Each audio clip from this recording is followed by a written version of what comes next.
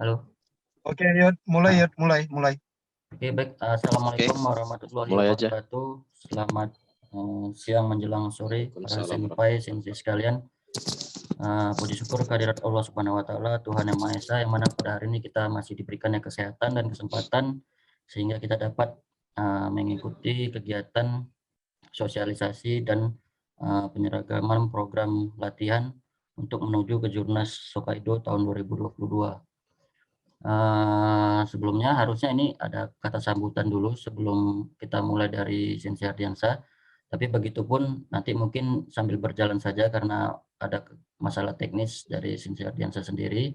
Mungkin selanjutnya saya persilakan untuk memberi kata sambutan dan membuka sekaligus materi ya pembuka pada kegiatan kita pada hari ini kepada Bimpres Sumut, sampai Iqbal kami persilakan.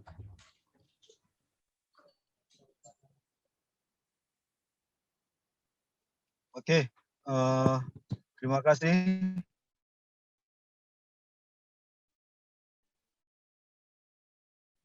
Daripada virtual Zoom nih. Pertama saya ucapkan Assalamualaikum warahmatullahi wabarakatuh. Salam sejahtera dan selamat sore. Dan selamat berpuasa bagi yang menjalankannya. Mungkin ada beberapa materi tapi kita santai aja ya di virtual Zoom ini, kita santai, jangan terlalu iyalah roti kuning tegang tapi santai. Nggak boleh lagi puasa tegang-tegang. Iya, relax.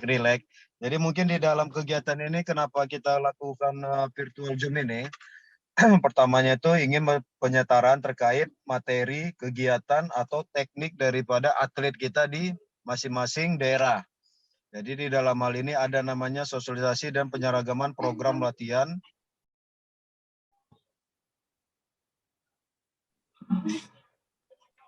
Maaf, tadi jaringan bagus.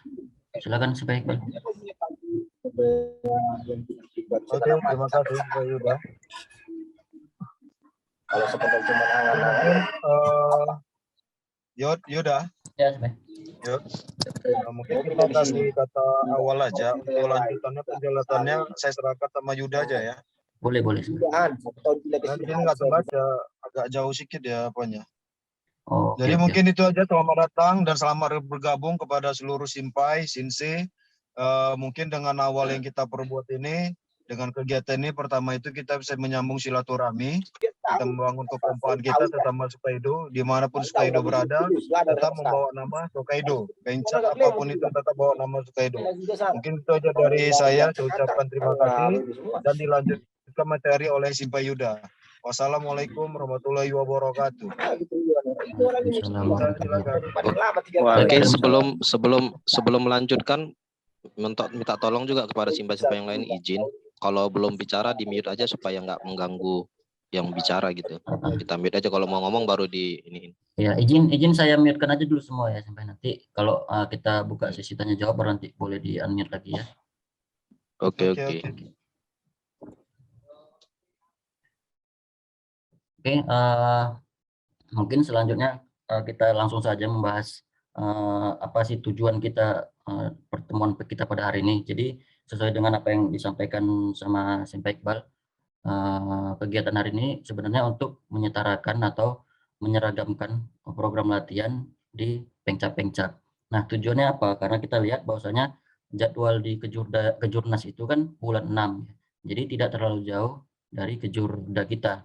Jadi untuk persiapan atlet, jika kita mengandalkan dari selesai Kejurda, itu kemungkinan persiapan kita itu bakal kurang gitu, dan kita nanti ya otomatis atlet juga nggak siap gitu ya, dari segi fisik, dari segi teknik ataupun mentalnya. Nah, jadi di sini kami, saya melalui Bimpres Sumut, Senpai Iqbal, sudah merangkum materi yang ingin menjadi bisa dibilang menu wajib yang bisa dilakukan di Pencap masing-masing. Begitupun kalaupun ada improvisasi atau inovasi latihan yang bisa dilakukan, dipersilahkan. Jadi tidak baku tapi bisa dikembangkan. Oke, kita lanjut masuk ke materi. Jadi ini sedikit aja pendahuluan ya. Jadi keberhasilan atlet itu pada suatu event ataupun kejuaraan itu harus terencana gitu program-programnya agar apa namanya latihannya itu terstruktur ya, terencana baik dari tekniknya, fisiknya dan lain sebagainya. Karena teknik itu kalau nggak didukung sama kekuatan fisik itu juga tidak akan keluar pada saat pertandingan. Nah, Kejurnas Hokkaido 2022 ini yang seperti yang sudah saya sampaikan tadi di awal itulah menjadi kompetisi utama dalam program yang akan kita susun ini gitu. Jadi nah sebenarnya bukan menghiraukan Kejurda ya. Kejurda itu tetap, tapi begitupun kita melihatnya Kejurnas karena terlalu dekat jarak antara Kejurda dan Kejurnas. Dan juga di samping itu kami sebagai Bimpres Sumut saya mewakili Bimpres Sumut sebagai Iqbal memohon kepada pengcap-pengcap di daerah. Jadi kalau memang misalnya adalah atlet-atlet andalannya gitu ya, memang atlet-atlet yang diperkirakan mendapatkan emas di Kejurda nanti. Nah, jadi memang harus dipersiapkan program ini lebih kepada si anak gitu. Jadi jangan kita maksudnya bukan berarti anak-anak yang lain tidak berpeluang di Kejurda, tapi kan kita pasti Bimpres ataupun pelatih itu memiliki nama-nama yang sudah kita kantongi nih kira-kira ini yang bakal nanti juara di Kejurda. Nah, mungkin program ini bisa difokuskan lebih kepada atlet tersebut. Tapi tidak juga apa namanya tidak menghalangi juga untuk atlet-atlet yang lain yang bisa disesuaikan sama program ini karena program ini dia apa namanya ya cakupannya itu sebenarnya jangka panjang bisa dilakukan secara jangka panjang tapi karena kita fokusnya di Kejurnas ini mungkin dirangkum sedemikian rupa. Nah, jadi perencanaan latihan di dalam program yang ingin kita sampaikan pada hari ini itu ada tiga tahap. Yang pertama periodisasi latihan, selanjutnya perencanaan latihan, selanjutnya itu program latihan pada siklus mikro. Nah, jadi nanti kalau di periodisasi latihan itu mungkin sudah di-share sama Sensei Tanjung kemarin di grup. Di situ nanti kita jelaskan lagi kembali. Nah, sebenarnya kalau kita ingin memulai program latihan, membuat program latihan itu harus didahului sama yang namanya tes fisik.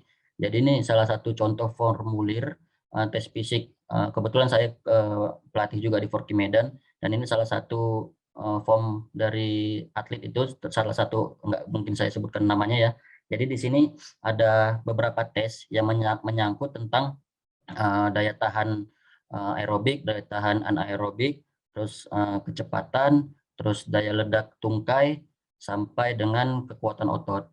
Nah, jadi di sini bisa dilihat bahwasanya standarnya itu udah ada gitu. Jadi kalau misalnya para senpai sensei sekalian bisa menerapkan ini di dojo-nya sebelum memulai program ini, langkah lebih baiknya.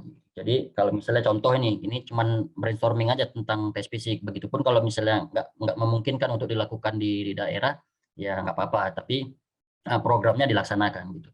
Kalau misalnya kayak lari 20 meter itu, jadi lari 20 meter itu ada standarnya sekitar 3,02 detik gitu ya. Jadi di sini atlet itu mencapai 3,38 detik. Itu kan terlalu lama gitu. Masih belum mencapai target 3,02 yang standar itu. Jadi capaian itu 89% dan sebagainya. Kayak mungkin kalau di karate itu yang paling penting itu yang sering itu sit up, push up ya. Bisa juga diterapkan kayak standing broad jump itu lompat 2 kaki ke depan. Jadi jaraknya semakin jauh semakin bagus. Artinya tolakan dari otot kakinya itu lebih kuat ya. Nah, inilah contohnya. Nanti mungkin ini bisa saya share nanti para sampai bisa pelajari. Banyak juga materi-materi yang bisa sampai cari di Google ya tentang tes fisik ini. Jadi kalau karate mungkin fokusnya di 9 ini aja gitu. Yang lain mungkin nggak perlu. Dan ini juga yang dibuat dibuat sama orang olahraga, sarjana olahraga. Jadi sudah ada penelitian sebelumnya. Nah, kita masuk ke periodisasi latihan. Jadi periodisasi latihan itu adalah pengaturan perencanaan dan tahapan jangka panjang daripada suatu program. Nah, biasanya kalau periodisasi latihan itu dia 1 tahun gitu. Tapi karena kita ya nggak mungkin kita 1 tahun karena kita juga baru tahu bahwasanya Kejurnas di bulan 6. Jadi kita buatnya hanya berapa bulan nih? Bulan 4, bulan 5, bulan 6. Hanya 3 bulan.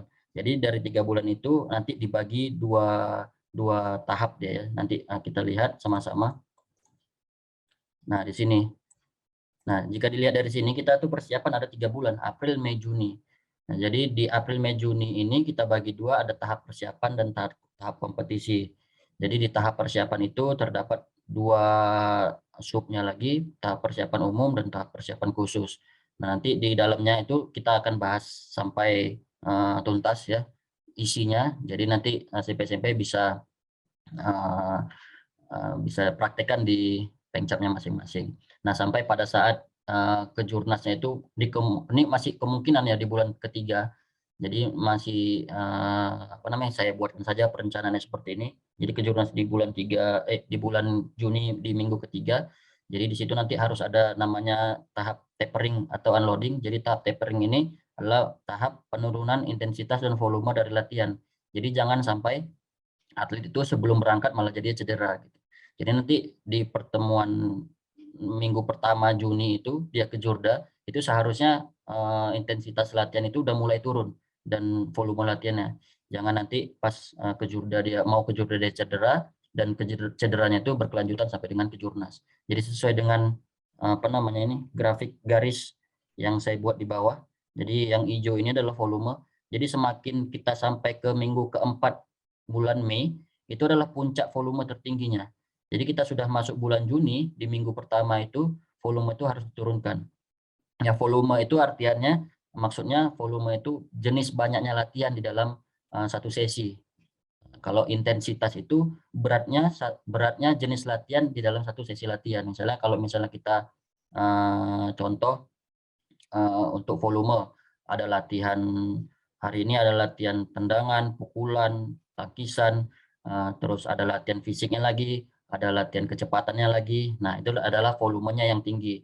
Tapi kalau intensitasnya tinggi, itu volumenya pasti ngikut ya, semakin turun. Jadi kalau intensitas tinggi, misalnya seperti sudah tahap kompetisi, contohnya sudah mulai sparring-sparring.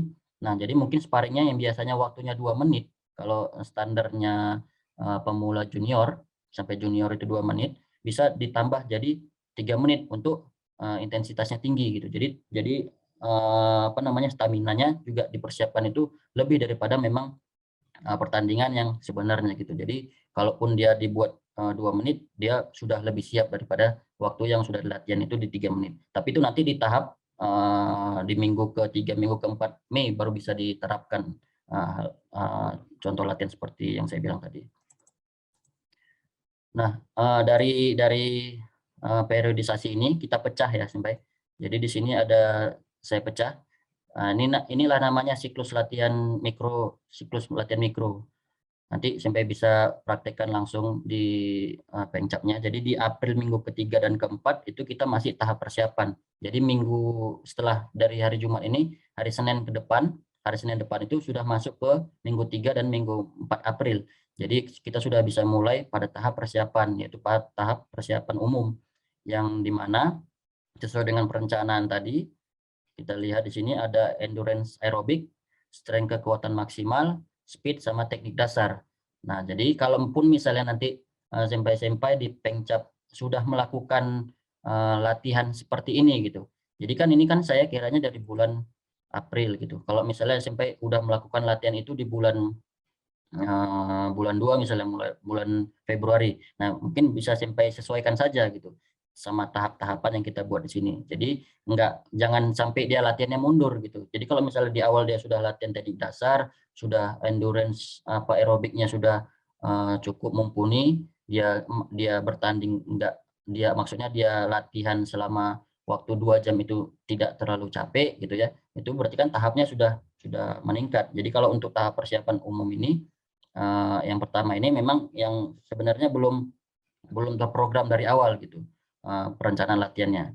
Jadi di sini ada beberapa jenis latihan ya, juga diperhatikan supaya jadi kalau misalnya kita mau latihan untuk daya tahan aerobik. Jadi daya tahan aerobik ini adalah daya tahan yang menggunakan oksigen untuk melakukan latihannya. Kayak misalnya dia lari, kalau tes tentara itu kan ada lari 6 kali tartan itu 12 menit minimal gitu ya capaiannya. Ini adalah contoh salah satu latihan endurance aerobik. Nah, pada tahap persiapan umum ini, bagaimana cara mempersiapkan untuk bisa tercapai itu 12 menit 6 kali putaran. 6 kali putaran maksudnya 400 meter kali 4 kali 6. Jadi ada juga videonya, nanti kita bisa lihat di materi ini. Jadi yang pertama itu ada lari jinjit. Ini biasanya kalau di dojo yang sudah sering melakukan latihan koordinasi jogging gitu ya, terus lari jinjit, terus lari angkat-angkat kaki, terus tumit mencapai ke bokong gitu ya, terus tolak-tolak kaki ke depan, menendang-nendang kaki ke depan, terus jogging-jogging ringan. Nah, ini baik dilakukan setiap pada saat setelah peregangan gitu. Jadi ini adalah materi yang memang harus wajib dilaksanakan sebelum kita memulai latihan. Selain juga untuk meningkatkan daya tahan aerobiknya, si atlet juga lebih panas gitu, lebih siap otot-ototnya untuk mengikuti latihan di dalam satu sesi. Nah, selanjutnya ini adalah latihan strength kekuatan maksimal.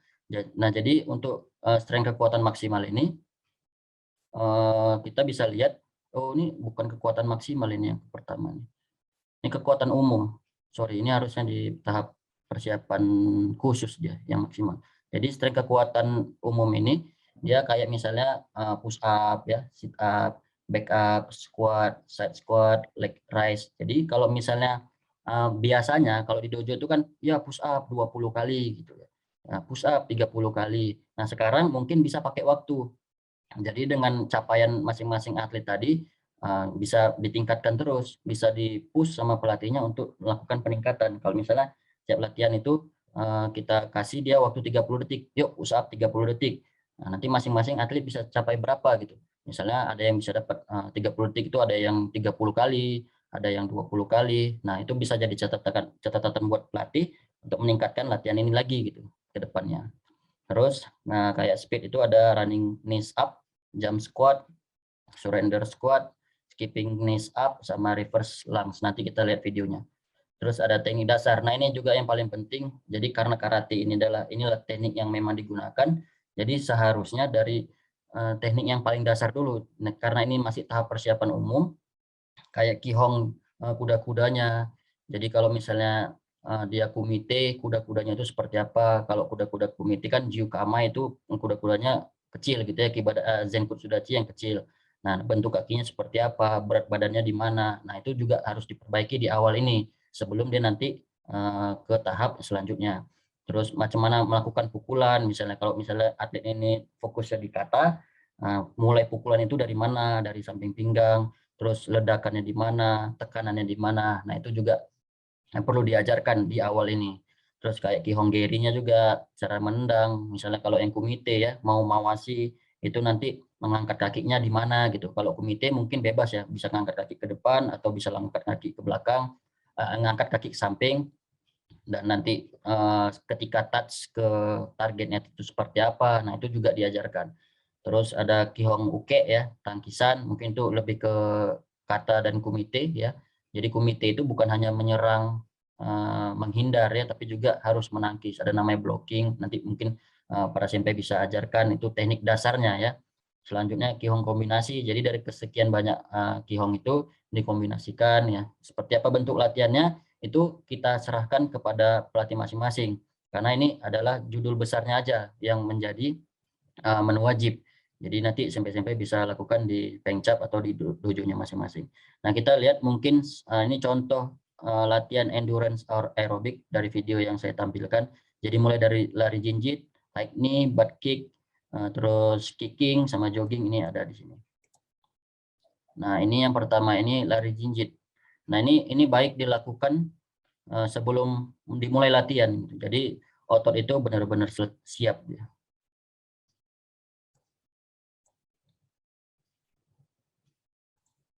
Sorry.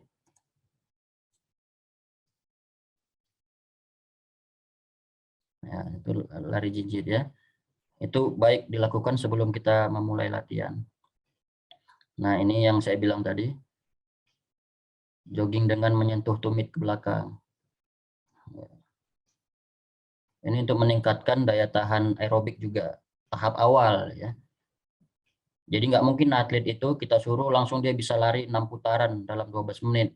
tanpa dilakukannya persiapan-persiapan otot ini gitu. Nah, itu tadi. Terus ini ada squat. Nah, ini contoh squat. Nah, ini tujuannya memang untuk kekuatan tungkai gitu. Nah, juga diperhatikan bentuk kakinya, terus apa namanya, waktu turunnya itu seperti apa gitu. Nah, ini ada side squat. Jadi squat itu banyak model, ada yang tempat, ada yang ke samping. Nah, ini juga tujuannya masih untuk penguatan otot. Karena ini adalah tahap untuk persiapan umum.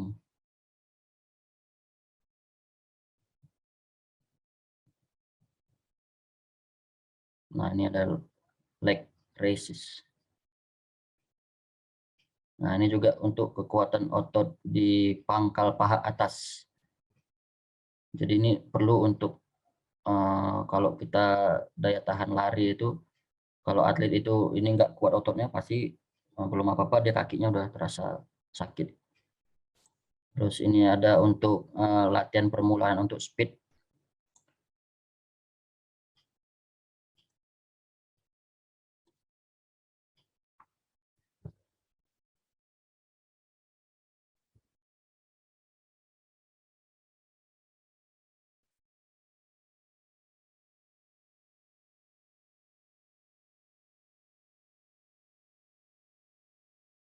Nah, ini juga bisa dilakukan sebelum dimulai latihan untuk pemanasan.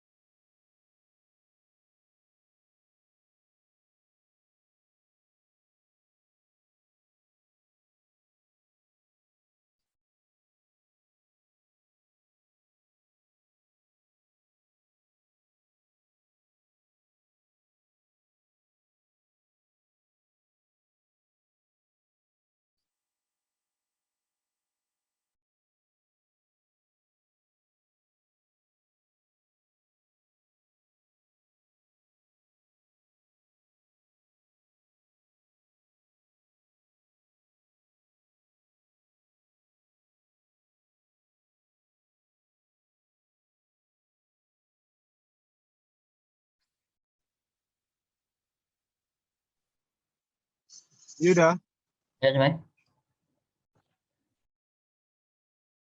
Gimana, Cimai? Yuda lanjut nggak apa-apa. Oh,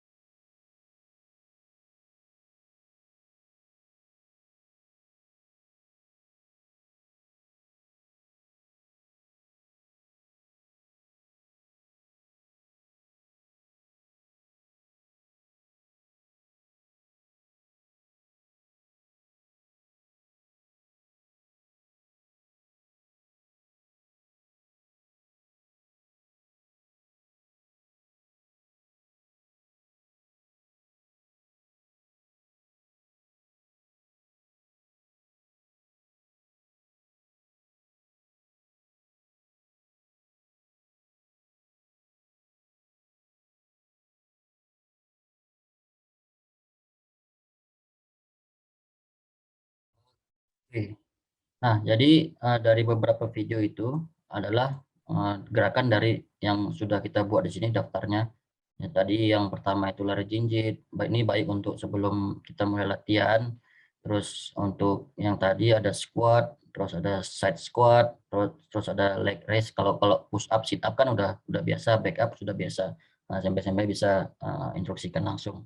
Terus tadi ada running knees up yang dilakukan sama yang orang bule tadi, jump squat, surrender squat, sampai ke reverse lung. Jadi speed itu pertama pondasinya itu penguatan otot. Penguatan otot itu dilakukan dengan yang video tadi yang agak panjang tadi. Terus kalau teknik dasar itu mungkin sampai bisa ajarkan bagaimana cara mukul, cara membuat kuda-kuda komite, buat kuda-kuda kata seperti apa, terus melakukan tendangan seperti apa dan sebagainya. Jadi ini benar-benar masih pondasi awal untuk tahap persiapan umum. Nah, selanjutnya kita masuk ke tahap persiapan khusus. Ya, ini masih di dalam tahap persiapan. Jadi tadi udah kita bagi dua ya, persiapan sama kompetisi. Nah, ini masih dalam tahap persiapan khusus di minggu ke-1 dan kedua di bulan Mei. Jadi di bulan Mei minggu 1 minggu kedua ini kita udah mulai meningkat baik dari volume latihan dan intensitas latihannya. Jadi di sini ada daftar menunya, ya bisa sampai ikuti sebagai menu wajib ataupun sampai tambah atau improvisasi.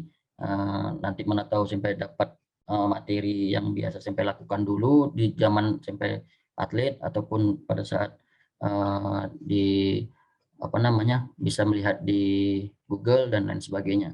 Jadi untuk tetap ada latihan endurance anaerobik. Oh sorry, tadi aerobik, ini anaerobik. Jadi kalau endurance anaerobik itu latihan daya tahan tidak menggunakan oksigen, dalam arti dia untuk daya tahan otot.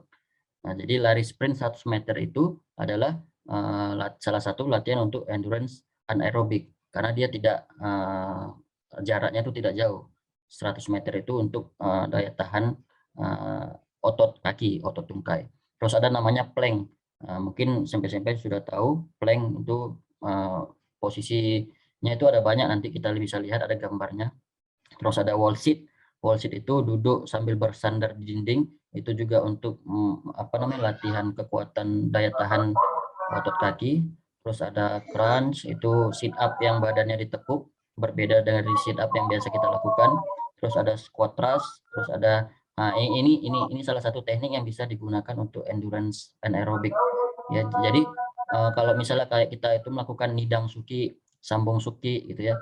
Itu sambung suki itu bukan tahap terakhir gitu. Ada 4 gerakan sekaligus, 5 gerakan sekaligus secara beruntun. Jadi kalau misalnya ritmenya sambung suki itu 1 2 3, kita bisa lakukan 1 2 3. 1 2 3 itu untuk yang latihan endurance anaerobik. Dan bisa sampai 5 dia pukulan itu, misalnya kita contoh 5 kali pukulan 1 2 3 4 5 itu tanpa ada ritme tempo, dia temponya sekaligus gitu, tek tek tek tek tek tek, tek gitu. Itu adalah salah satu latihan untuk endurance anaerobik. Terus selanjutnya adalah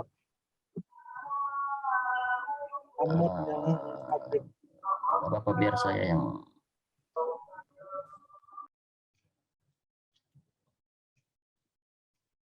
selanjutnya ada sebaik. Ada selanjutnya ada latihan strength. Ini baru kekuatan maksimal. Nah, jadi untuk kekuatan maksimal ini kita ada contoh, nanti kita lihat sudah diterapkan juga sama anak-anak kita di dojo wushu, di anak kata beregu, karena mereka sudah masuk tahap persiapan khusus. Dan ini contohnya ada bench press 30-60% berat badan. Jadi kalau bench press itu kita menggunakan beban, kalau misalnya berat si anak itu sekitar 60, maka beban 30 itu masih normal dilakukan dengan tolakan ya.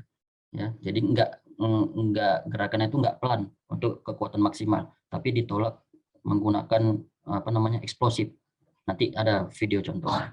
Ada juga sit up dengan beban ya, sama dengan beban 30-60% berat badan. Jadi kalau ada barbel bisa ditaruh di atas badannya lalu dilakukan sit up. Terus ada squat dengan beban, kalau misalnya di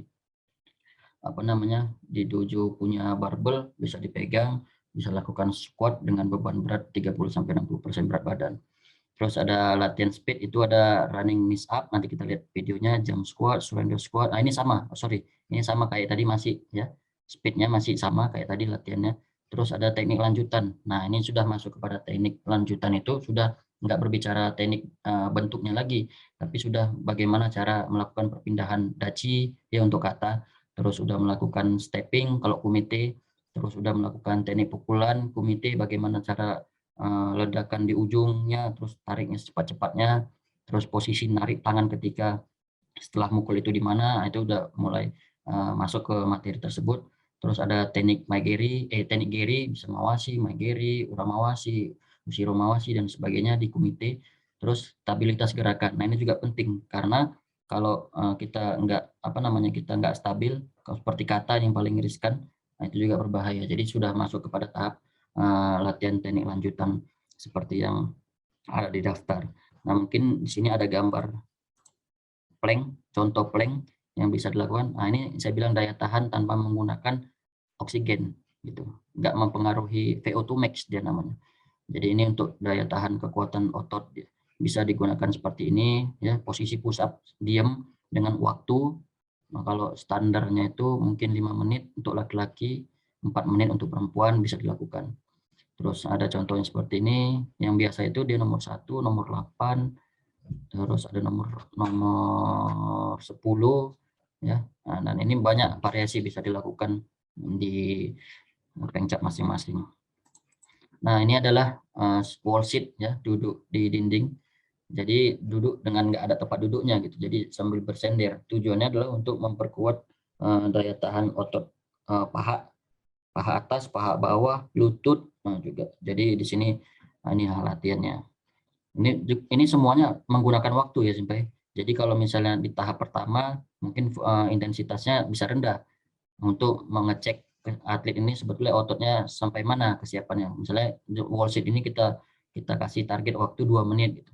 Kalau dia 2 menit saja udah mereng sana, mereng sini atau turun, itu tandanya dia belum siap. Jadi jangan dinaikkan dulu intensitasnya, tapi dipertahankan dulu sampai dia benar-benar siap untuk ditingkatkan. Terus ini ada crunch ya, sit up yang dia cuma sampai segitu aja. Jadi posisi badannya itu ditekuk dan itu fokusnya hanya di perut. Jadi nggak sampai ke leher dia sakitnya kalau sit up yang seperti ini. Terus ini ada squat thrust. Ya, squat thrust mungkin sudah biasa, bisa dilakukan di dojo. Terus di sini ada, nah ini bench press. Bench press. Nah ini tolakannya itu dengan sentakan ya, sampai untuk diperhatikan, karena kalau kita melakukan bench press itu dengan gerakan yang pelan, itu akan membentuk otot. Nah kalau misalnya otot terbentuk, maka resikonya pukulan si atlet akan jadi lambat. Jadi kalau pada tahap persiapan khusus ini, karena kita jangka waktunya itu nggak banyak, cuma 3 bulan, alangkah baiknya jangan untuk lagi membuat otot, tapi untuk ledakan-ledakan saja. Jadi ini ditolak dengan secepat-cepatnya gitu. Nanti ada contohnya dari Dojo Usu yang sudah mempraktikkan, dan barbelnya juga nggak pakai barbel fitness, kita buat sendiri pakai semen. Terus ini ada sit up dengan beban. Ya mungkin kalau nggak ada ininya, tempat tidurnya, bisa dibuat pakai triplek atau di matras saja atau di lantai saja, nggak ada masalah. Terus ini ada squat dengan beban ya, juga sudah dipraktikkan, nanti ada videonya. Nah inilah yang saya bilang, ini ada ini atlet kata bergu kita Sumatera Utara, Sokaido, yang lagi kita persiapkan untuk event ke depan. Mudah-mudahan mencapai prestasi terbaik, karena persiapannya juga baru 3 bulan ya, dan puasa ini intensitasnya saya turunkan. Kenapa? Karena ya kasihan juga mereka ya. Jadi ini adalah salah satu contoh. Jadi kalau bench press itu dilakukan dengan sentakan, itu tujuannya nggak membuat otot dia, tapi untuk daya ledak. Nah jadi juga diperhatikan dia tolakannya itu harus jangan jangan mencong-mencong, dalam artian tidak stabil. Dia harus di depan tulang dada dan sampai atas itu dia lurus gitu. Nggak boleh ke sana kemari.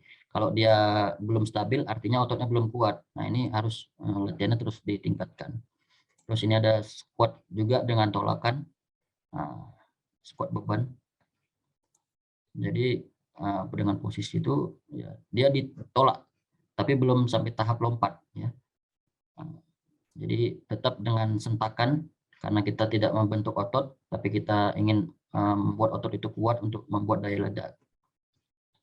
Nah, itu adalah tahap persiapan khusus yang bisa kita lakukan. Jadi juga diperhatikan bukan hanya latihan fisiknya saja sampai sekalian, tapi juga diperhatikan juga teknik Qigongnya baik dari komite ataupun kata.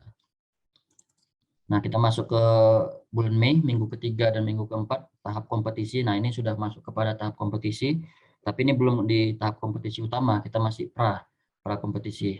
Jadi menu wajibnya tetap ada lari sprint, plank, wall sit, terus ada lari jinjit, high knee, ini tetap masih ada, bisa dipraktekkan karena terlalu banyak variasi juga mungkin kurang efektif kalau digunakan dalam periodisasi yang singkat ini.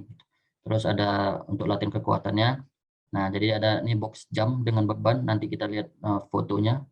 Terus ada squat jump dengan beban. Nah, kalau tadi squatnya dengan beban tanpa jam, nah ini kita pada tahap kompetisi kita sudah mulai pakai jam.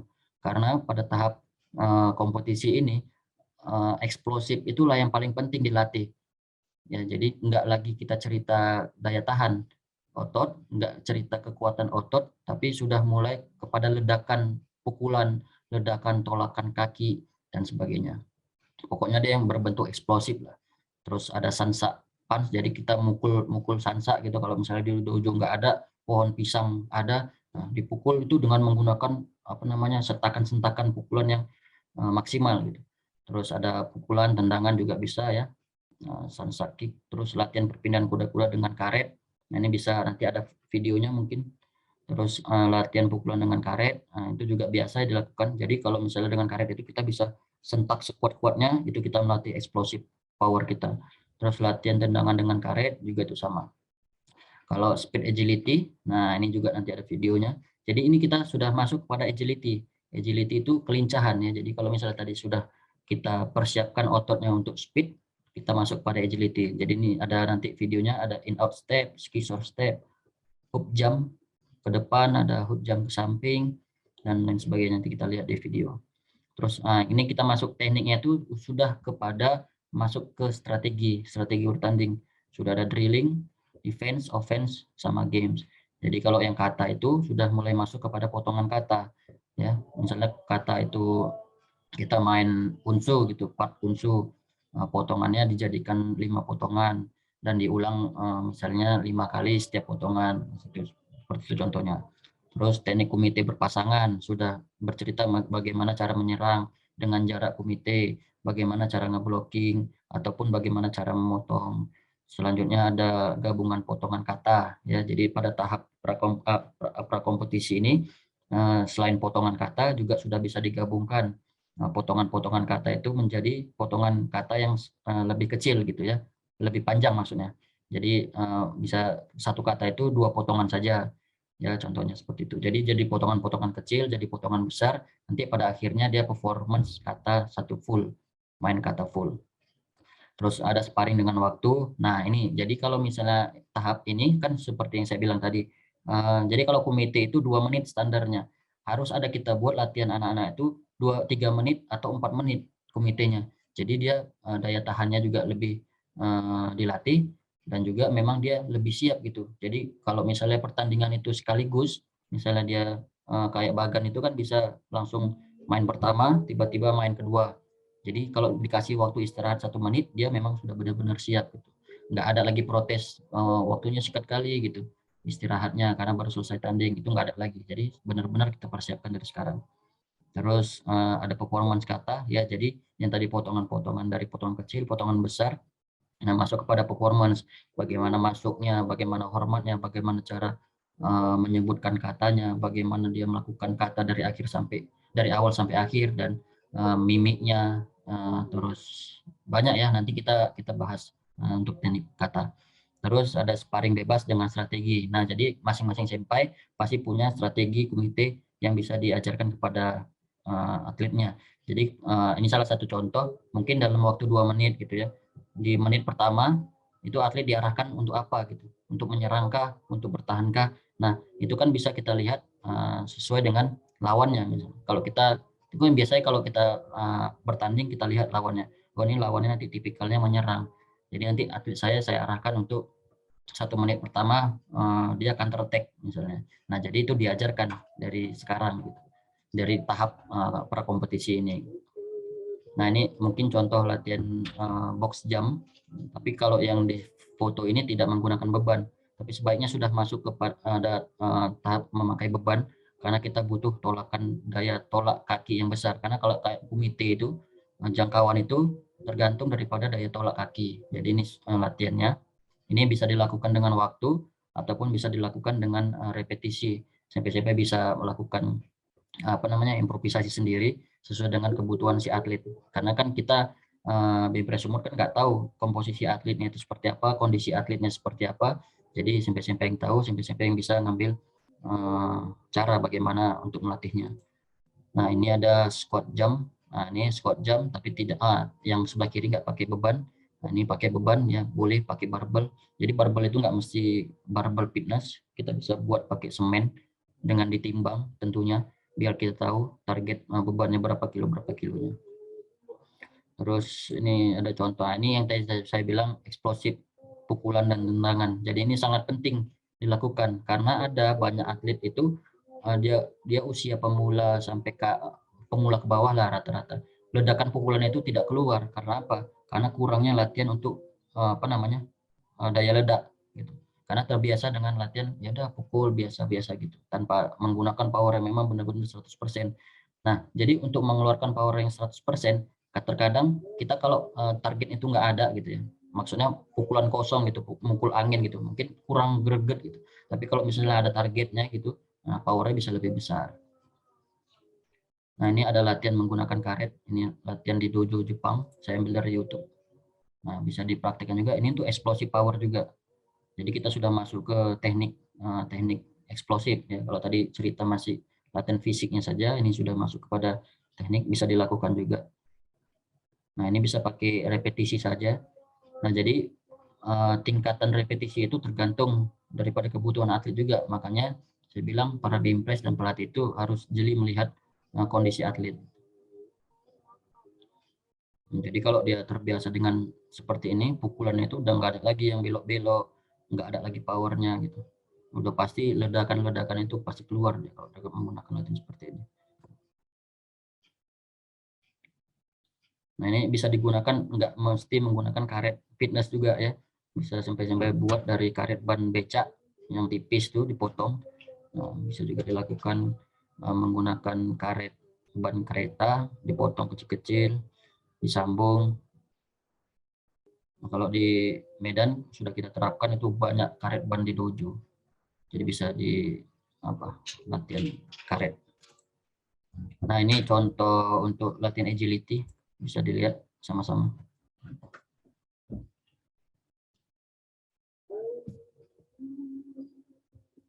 Nah, ini latihan perlu untuk untuk kelincahan pergerakan tungkai. Jadi kalau kumite ini sangat diperlukan sebenarnya. Kata juga sih, dalam perpindahan kuda-kuda juga dia harus butuh kecepatan. Nah ini latihan mungkin sangat simpel, bisa dipraktikkan di dojo. Bisa pakai lakban aja atau dikasih batas dengan dengan batu bata ditarik ke semennya gitu. Sampai nggak perlu menggunakan alat-alat.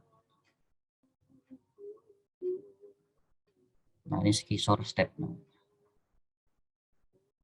Ini bisa dilakukan dengan waktu, tapi kecepatannya juga harus bisa ditambah dia.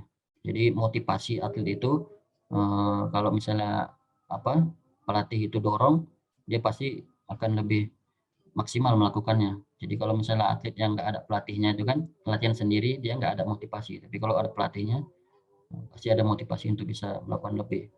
Kalau sedikit-sedikit dimarahin juga nggak apa-apa. Maksudnya dimarahin, diarahkan juga lebih bagus. Contoh hook ke depan. Nanti ada juga hook ke samping. Nah, bisa juga sampai lakukan dengan rintangan ya. Jadi kalau ada dijual itu rintangan-rintangan untuk latihan agility ataupun agility leader yang berbentuk tangga itu juga bisa sampai gunakan. Nah, ini adalah salah satu contoh, makanya tadi di awal kami sampaikan bahwasanya inilah menu menu wajib. Jadi kalau misalnya di luar sampai ada improvisasi, ada pengembangan latihan, dipersilakan.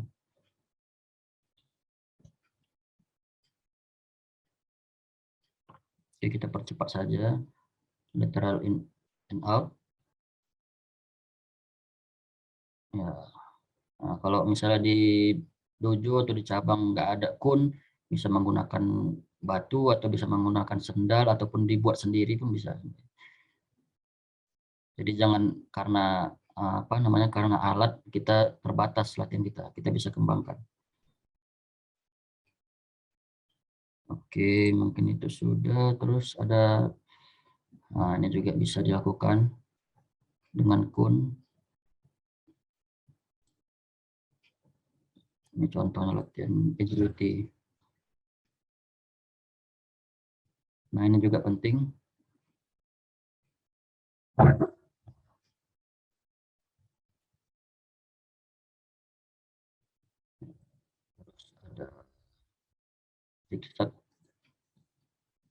Nah kalau di tes fisik tadi itu ada shuttle run kalau nggak salah saya. Shuttle run itulah inilah untuk tes agility-nya.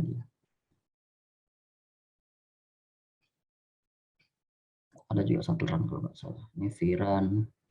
Ya, sampai-sampai bisa lihat di YouTube lah kalau misalnya mau lebih variasi lagi latihannya. Tapi begitupun ini adalah yang kita sediakan menu wajibnya, mudah-mudahan bisa terlaksana agar apa namanya, kondisi atlet bisa lebih prima. Nah ini shuttle run.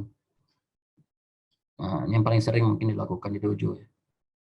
Nah ini lebih baik digunakan dengan menggunakan waktu, jadi 30 detik secepat-cepatnya gitu misalnya. Oke, kita masuk ke tahap kompetisi utama. Jadi ini sudah masuk ke minggu ke-1, 2, dan 3. Kita nggak tahu kejurnasnya di minggu keberapa. Bisa jadi minggu ketiga, bisa menjadi ke minggu keempat atau minggu kedua. Jadi inilah menu latihan dalam bulan Juni full. Jadi tetap ada menu wajib yang tadi, ya, dari jinjit. Nah, ini tetap ada. Suki beruntun itu harus tetap ada, karena itu juga menentukan daya tahan anaerobik. Terus ada kekuatan. Nah, ini udah saya bilang tadi. Jadi eksplosif itu sangat penting di tahap kompetisi. Jadi ini berbentuk latihan yang bisa kita lihat nanti. Jadi ini tadi di persiapan tahap kompetisi, pra kompetisi juga sudah ada. Jadi ini saya tambahkan saja mungkin. Terus ada in out step. Ini tetap ada. Ini udah cerita kecepatan. Jadi tetap ada menu-menu yang tadi. Bisa mungkin sprint-sprintnya ditambah untuk menambah kecepatannya. Terus ini teknik lanjutan, ya, drilling defense offense game. Jadi lanjutan daripada yang tadi. Jadi ini udah ceritanya udah bagaimana kita cari poin, bagaimana cara kita mempertahankan poin untuk komite, bagaimana cara kita mengejar poin jika kita ketinggalan, bagaimana apa yang kita lakukan ketika kita sudah di sudut lapangan gitu ya. Apa yang kita lakukan kalau misalnya kita apa namanya, kok posisi wasit itu di mana, kita harus tahu. Jadi si atlet itu jangan sembarangan stepping, dia membelakangi juri juga itu sangat berpengaruh buruk terhadap penilaiannya gitu. Jadi kalau dia mukul bisa saja nggak diambil jadinya. Tapi kalau dia sudah di posisi yang pas, dia ngambil posisi pas itu, dia ngambil poin. Nah, jadi wasit semua bisa ngambil poinnya gitu. Itu juga harus apa namanya, dilatih untuk atlet-atletnya. Nah, ini contoh latihan yang tambahan dari menu sebelumnya. Nah ini untuk eksplosif juga pastinya, dan juga untuk kecepatan.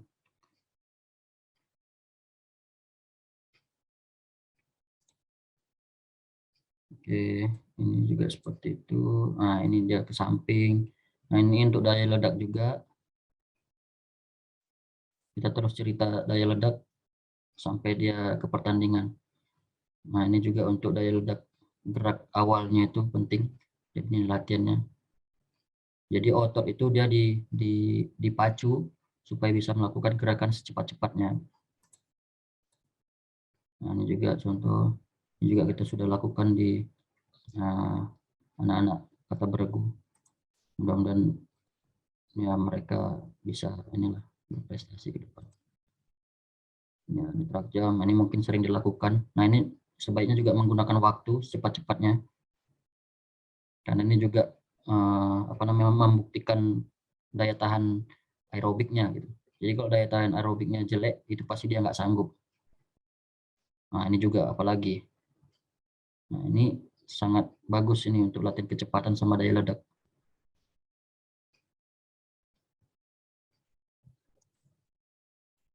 Nah ini ke belakang, tadi ke depan, ke belakang.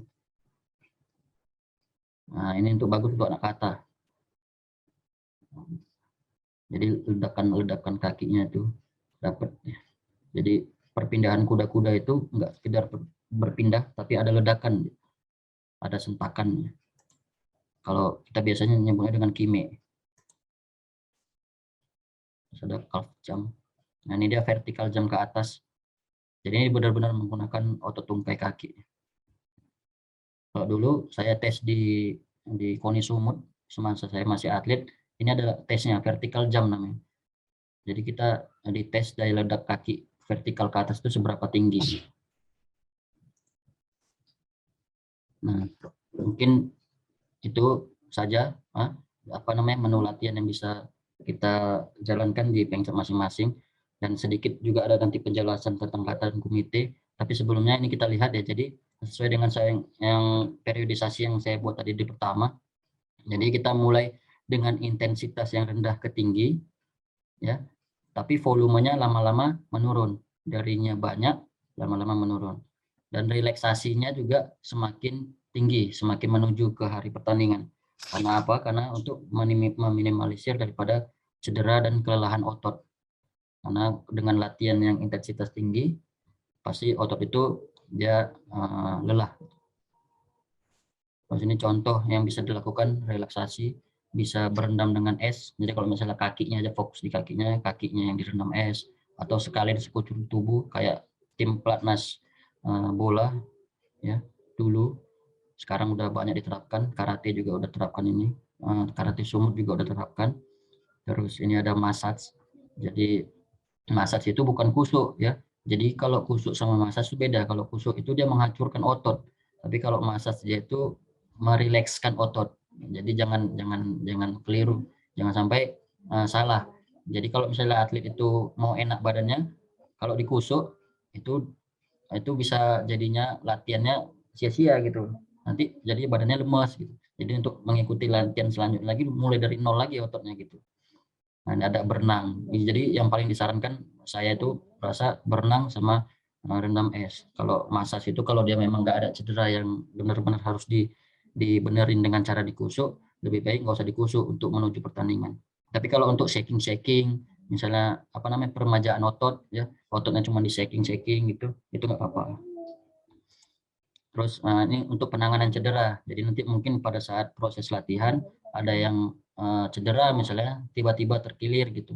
Mudah-mudahan jangan sampai gitu, karena bakal berakibat buruk. Misalnya ada cedera ankle gitu kan, tiba-tiba langsung di tempat kena, sebaiknya pertolongan pertamanya itu bukan dikusuk para sempaya, tapi menggunakan es dikompres. Jadi dikompres 15-20 menit, nanti dilepas lagi, dikompres lagi.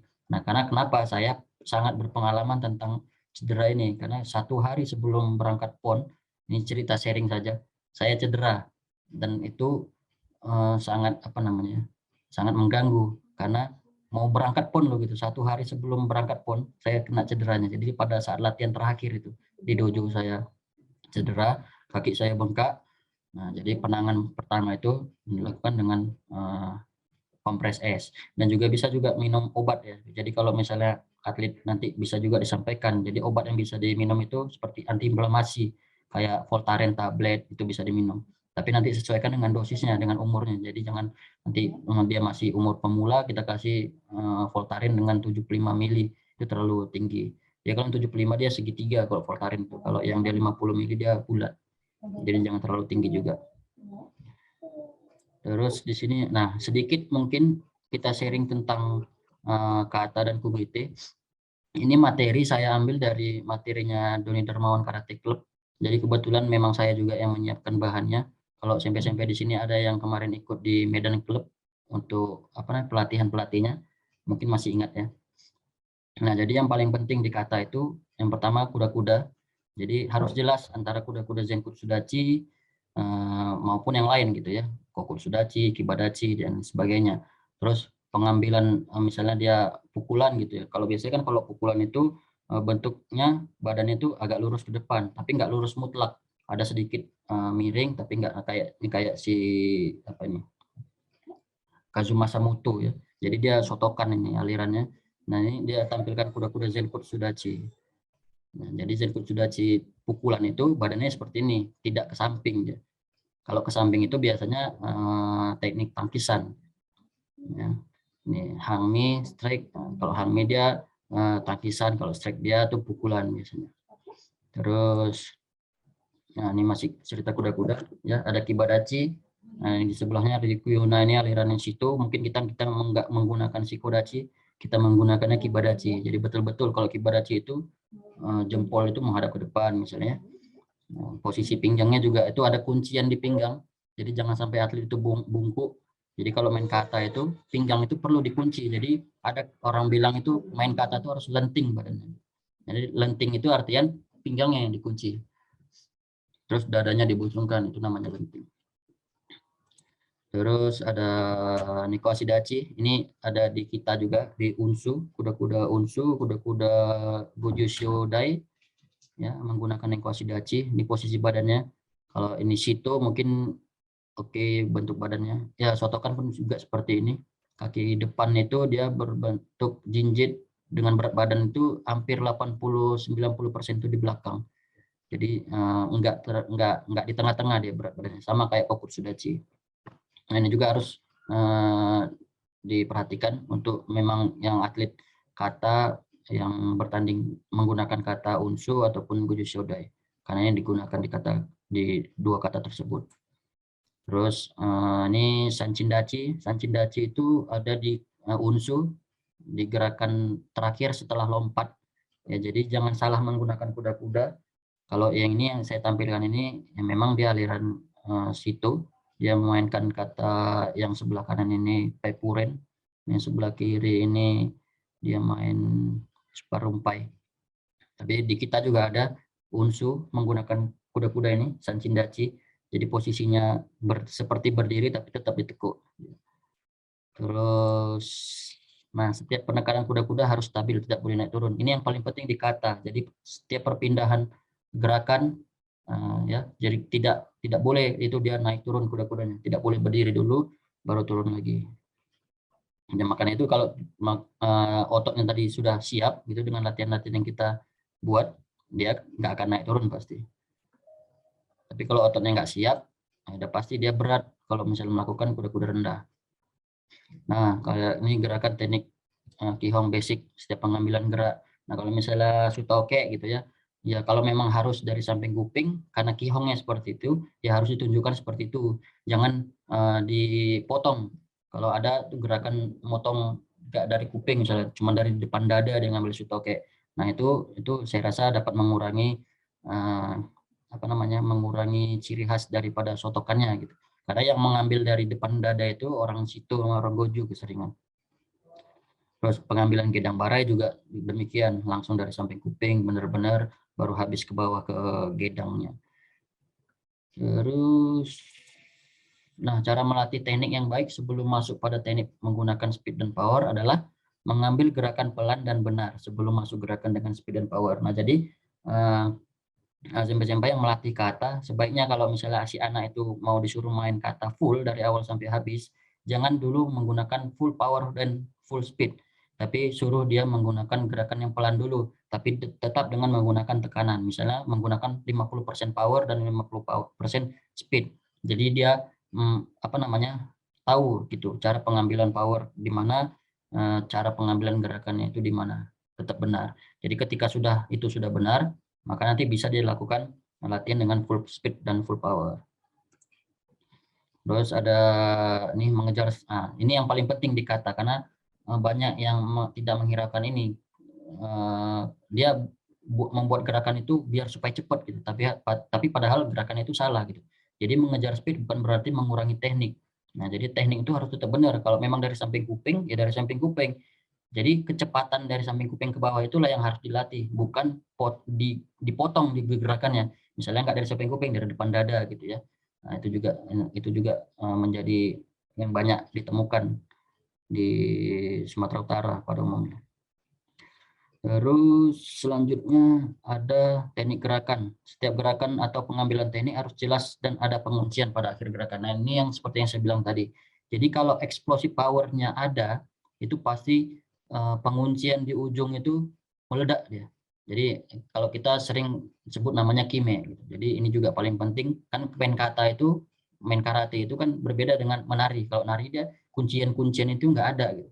Nari-nari biasa gitu polos-polos. Tapi kalau di kata itu ujung-ujung itu dia sentak-sentakannya, terus buang napas sama kimeknya itu dia harus lebih jelas. Terus ada pengaplikasian gerakan dari 0 power ke 100% power. Nah, ini juga dilatih sebaiknya di persiapan umum. Di minggu depan ini sudah bisa sampai praktekkan langsung. Jadi anak-anak itu coba dilatih bagaimana tangan di pinggang itu masih 0, tanpa ada power, tanpa ada kontraksi otot, dan sampai pukulan di target itu benar-benar tangan itu keras 100% dan mengeluarkan sentakan yang sekuat-kuatnya. Nah, itu juga bisa sampai latih. Untuk kata dan kumite ya, karena kumite juga perlu ledakan dia di ujung. Bukan hanya speed. Terus ada transisi gerakan atau satu teknik belum habis sudah masuk ke teknik berikutnya. Nah, ini juga jangan sampai karena kita melihat orang di YouTube gitu ya latihan bertanding dengan speed yang cepat gitu. Kita mau meniru, tapi kita nggak bisa buat gerakan itu mati satu-satu. Jadi kita hilangkan, kita potong-potong gerakan yang itu juga nggak baik ya untuk atlet kata, karena penilaian teknik itu 70% sekarang untuk penilaian di jurinya, dan atletiknya 30%. Makanya saya bilang tekniknya itu harus habis dulu baru masuk ke teknik selanjutnya. Selanjutnya ada timing, ketepatan waktu. Jadi gerak harus satu unsur, baik dari kepala, tangan, dan kaki. Nah itu, jadi kalau misalnya kita yang sering itu, mungkin yang pernah saya lihat itu kayak mengambil tate suto. Jadi kalau misalnya ada gerakan kata, goju shio dai, terus di unsu juga, ada dia gerakan tate suto-nya itu nggak seirama sama napasnya, nggak seirama dengan kakinya, nggak seirama dengan pinggangnya. Nah itu juga harus diperhatikan. Terus di sini ada pernapasan ya. Jadi pernapasan itu juga mempengaruhi power. Ya, jadi inhale, exhale harus disesuaikan dengan gerakan. Nah, kalau kita sotokan polos-polos dia, maksudnya polos-polos, sudah pasti dia napasnya. Nggak ada namanya napas perut, napas dada, napas leher. Tapi kalau aliran lain ya, selain sotokan, itu susah kali dipelajari.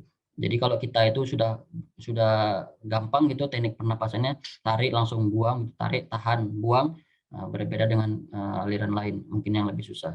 Dan itu mungkin sampai-sampai juga sudah pada paham ya.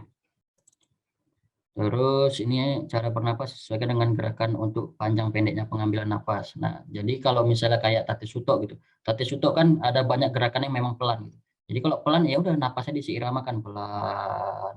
Jangan tate suto itu seharusnya pelan dibuat napasnya kencang gitu ya. Udah pasti nggak seirama. Gitu.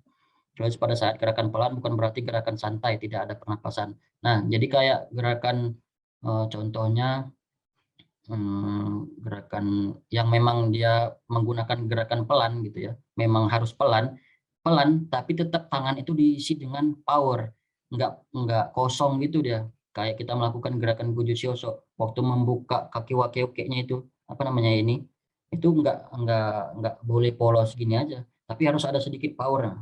Jadi ada penekanan napas juga di dalamnya. Terus pengambilan napas yang salah akan mengakibatkan pengambilan gerakan yang salah pula. Nah, jadi mungkin dibiasakan ke atlet itu ketika main kata ataupun melakukan gerakan karate itu buang napas itu dari mulut. Gitu. Jadi jangan terbalik dari hidung. Nanti kalau dia ingusan malah keluar ingusnya. Terus penekanan pada hara ya. Kalau hara itu kan 3 jari dari bawah pusar. Jadi nanti juga bisa divisualisasikan ke atletnya bagaimana cara pengambilan nafas, mengumpulkan napasnya di mana ya. Jadi kalau karate itu kita bernapas seperti bayi. kita ngambil napas ngumpulnya di hara, di bawah perut, di tiga jari di bawah pusar. Jadi kalau ngambil napas di dada, ngumpulnya di dada itu salah gitu ya. Jadi bisa ditekankan juga untuk atlet kata ataupun atlet komitenya. Nah, ini juga ya fokus kime. Nah, kime ini juga mutlak. Dia syarat utamanya eksplosif kita harus ada. Jadi makanya tadi saya bilang kenapa latihan fisik itu kita harus perhatikan dari sekarang untuk menuju ke hari pertandingan kejurnas itu, karena nggak akan keluar kimenya kalau dia tidak punya explosive power. Jadi eksplosif ini juga sangat penting. Terus fokus dan konsentrasi gerakan, banyak istilah dari pinggul dan hara. Nah, jadi ketika ini sedikit cerita trik bagaimana cara bermain kata ketika sudah habis napas gitu ya. Jadi kita bisa menggunakan putaran pinggang ataupun menggunakan hara untuk mengeluarkan power. Padahal sebetulnya itu nggak ada powernya gitu. Sudah habis power kita, tapi karena kita punya pinggul yang bagus ya, bisa menekan gerakan, nah dia seolah-olah menampilkan power, tapi padahal nggak ada powernya. Nah, itu juga bisa disampaikan ke atletnya untuk trik ketika dia memang sudah habis napasnya di tengah jalan main kata. Terus kesesuaian, conformance. Jadi konsisten dalam penampilan Ki Hong sesuai aliran. Nah, ini mungkin nggak usah saya panjang lebar karena ya kita sotokan ya sudah pasti teknik yang kita pelajari dari awal itu sotokan, jangan dicampur-campur gitu. Kalau main unsu ya udah unsunya sotokan, nggak ada unsunya yang lain. Ada unsu yang lain tapi dia berbeda deh gerakannya. Jadi kita harus konsisten. Nah, yang menjadi performa atletik kata dan bungka itu kekuatan, kecepatan, keseimbangan. Nah, ketiga hal ini adalah komponen penilaian di atletik, 30% dia nilainya. Jadi kita harus dukung teknik dengan kekuatan gitu. Makanya teknik itu tetap 70%, 30% fisiknya. Jadi kekuatan, kecepatan, keseimbangan itu bisa dilihat sama juri ketika dia performance di lapangan. Ketika dia memukul, dia tahu kalau itu cepat pukulannya atau kekuatannya seberapa, terus dia nggak goyang gitu ya. Jadi itu adalah salah satu penilaian di kata.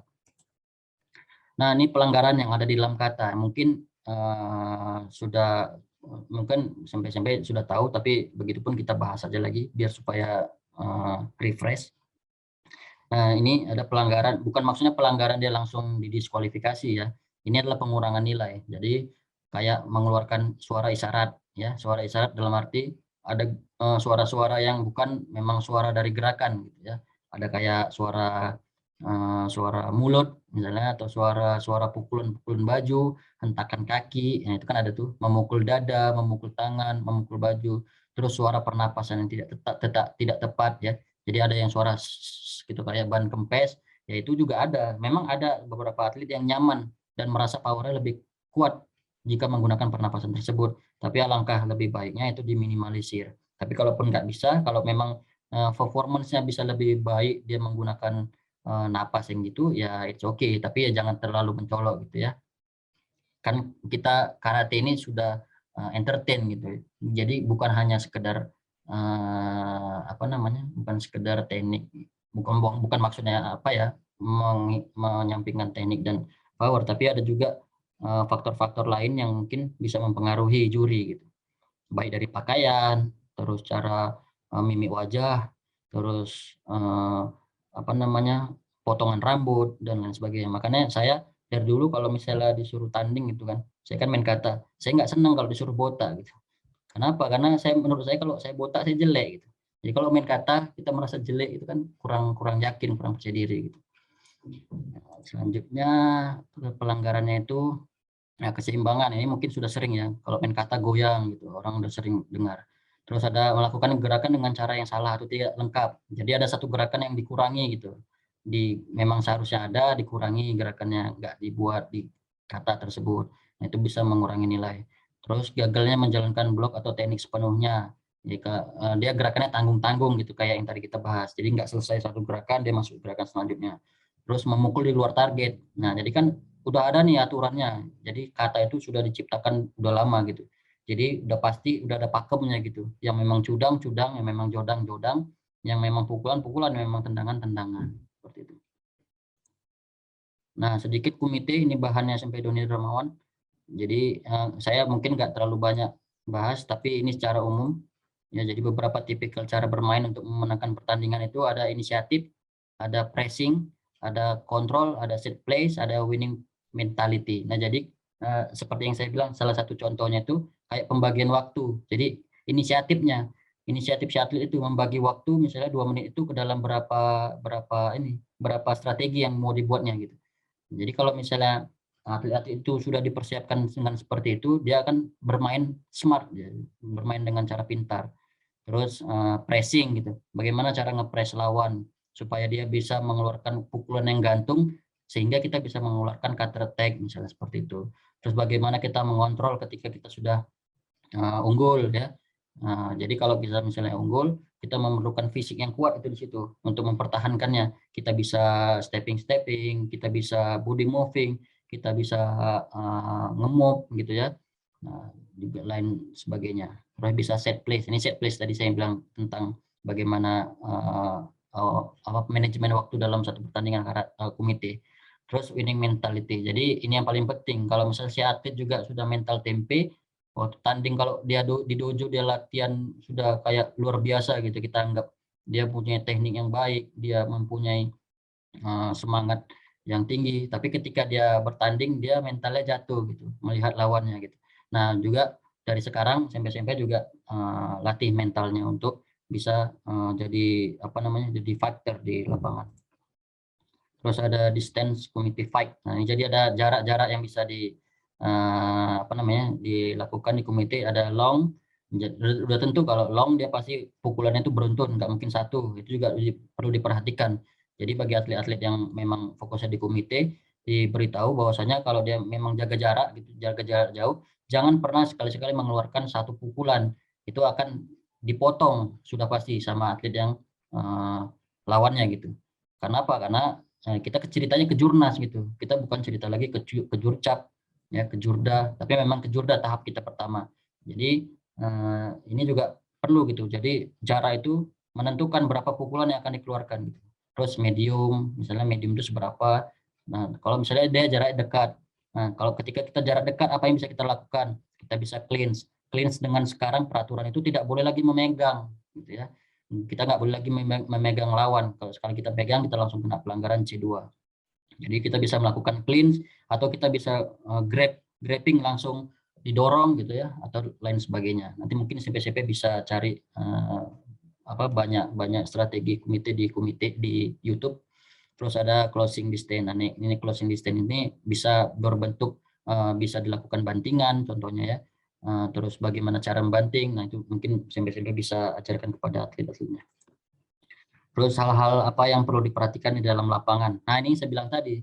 Jadi yang pertama itu posisi scoring board. Nah, jadi kita perlu tahu dengan skor berapa untuk menentukan apa langkah yang harus kita arahkan ke atlet ini gitu. Jadi si atlet itu juga harus tahu dia berapa menit lagi habisnya, berapa skornya, berapa pelanggarannya gitu. Jadi dia harus juga pertimbangkan scoring board. Terus posisi pelatih juga ya. Jadi si anak itu jangan membelakangi pelatih, ya otomatis kita kasih instruksi dia itu nggak akan connect. Sama satu lagi nih mungkin kelupaan sama posisi wasit, kalau nggak salah ada kemarin gimana.